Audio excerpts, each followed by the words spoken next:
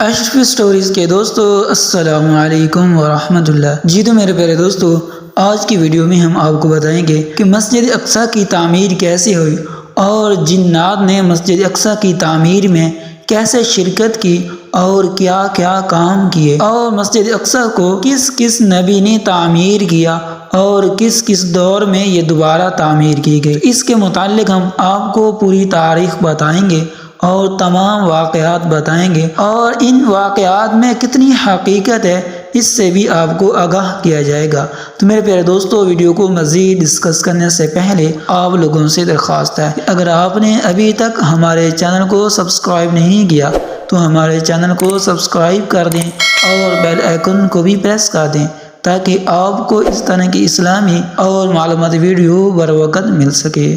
تو پیارے دوستو، اللہ تعالیٰ نے جنات کو وہ قوت اور طاقت عطا کی ہے جس کے باعث وہ سخت سے سخت کام سر انجام دے لیتے ہیں۔ حضرت سلیمان علیہ السلام نے جب یہ ارادہ کیا کہ ہیکل کے ارد گرد ایک شہر بسایا جائے اور ہیکل کی تعمیر بھی از سر نو شایان شان طریقے سے کی جائے، تعمیر شہر اور ہیکل کے لیے بیش قیمت بھاری پتھروں کی ضرورت تھی۔ یہ کام جن ہی کر سکتے تھے۔ آمد و رفت کے وسائل کے بغیر وہ یہ بھاری اور قیمتی پتھر دور دراز سے اکٹھے کر کے لاتے تھے اور تعمیر شہر اور ہیکل میں یہ کام آتے تھے۔ حضرت سلیمان علیہ السلام فن تعمیر میں خصوصی دلچسپی رکھتے تھے۔ پرکشش عمارات اور عظیم شان قلعے اور عبادت گاہوں کے لیے ضروری تھا کہ ان کی پائیداری اور استحکام میں بھی کوئی شیبہ نہ رہے۔ یہی وجہ ہے کہ وہ تعمیرات کی مضبوطی کے لیے گارے چونے کی بجائے پگھلی ہوئی دھات استعمال کرنا چاہتے تھے، لیکن اتنی بڑی تعداد میں دھات کہاں سے میسر آئے، پھر اسے پگھلایا کیسے جائے؟ اللہ تعالیٰ نے یہاں بھی سلیمان علیہ السلام کے لیے آسانی پیدا کی اور انہیں پگھلے ہوئے تانبے کے چشمے عطا کیے۔ والد کے ہاتھ میں لوہا موم ہو جاتا تھا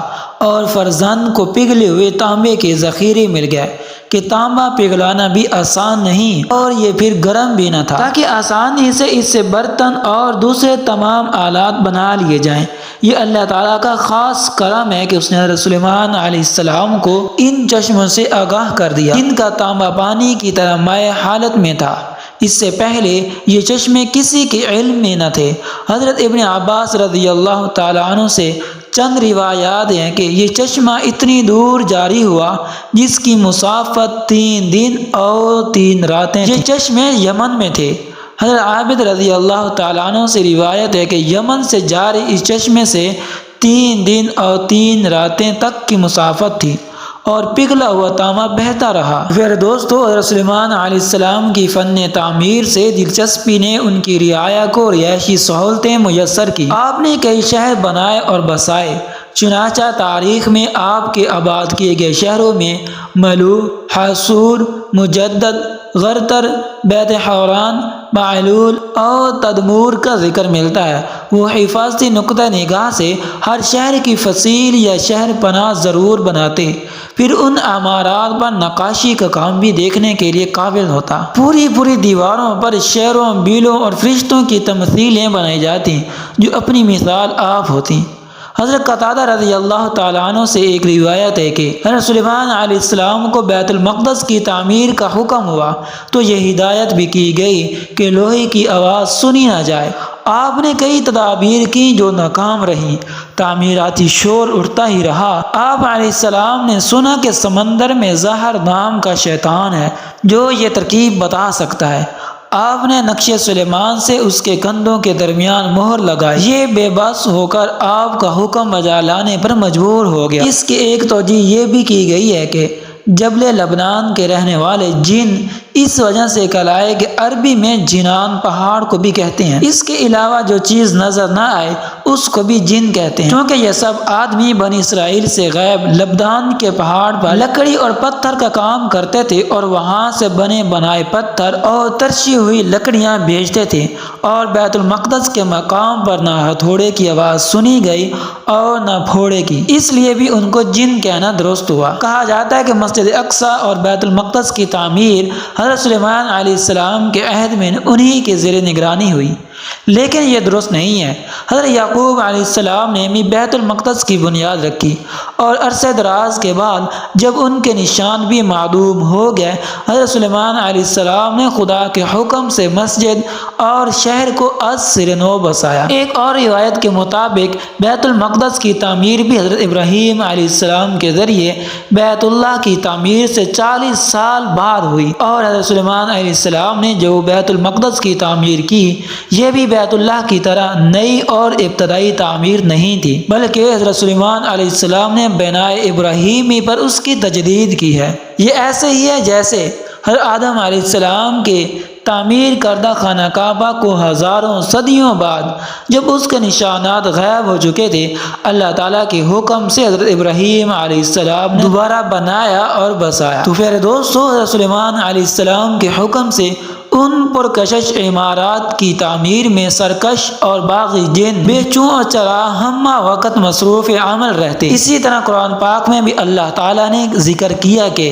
اس کا مفہوم یہ ہے کہ اور شیطان یعنی سرکش جنوں میں سے ہم نے مسخر کر دی اس سلیمان علیہ السلام کے لیے سمندروں میں غوطے مارتے، یعنی بے شو قیمت بحری اشیاء نکالتے اور اس کے علاوہ اور بہت سے کام انجام دیتے، اور ہم ان کے لیے نگہبان اور نگران تھے۔ سلیمان علیہ السلام جو کام چاہتے ان جنوں سے لیتے، جو جن اپنی سرکشی کی عادت کی بنا پر ان کا حکم ماننے سے انکار کرتا فوراً آگ میں بھسم کر دیا جاتا۔ بے شک جنات آگ سے بنے ہیں، مگر خالص اور تیز آگ انہیں بھی جلا کر راکھ کر دیتی ہے۔ اسی طرح اللہ تعالیٰ نے اپنے کلام میں ایک اور جگہ بتایا جس کا مفہوم یہ ہے کہ اور جنوں میں سے وہ تھے جو اس کے سامنے خدمات انجام دیتے اس کے پروردگار کے حکم سے، اور جو کوئی کام ان میں سے ہمارے حکم کی خلاف ورزی کرے ہم اس کو دوزخ کا عذاب چکھائیں گے۔ وہ اس کے لیے بتاتے جو کچھ حضرت سلیمان علیہ السلام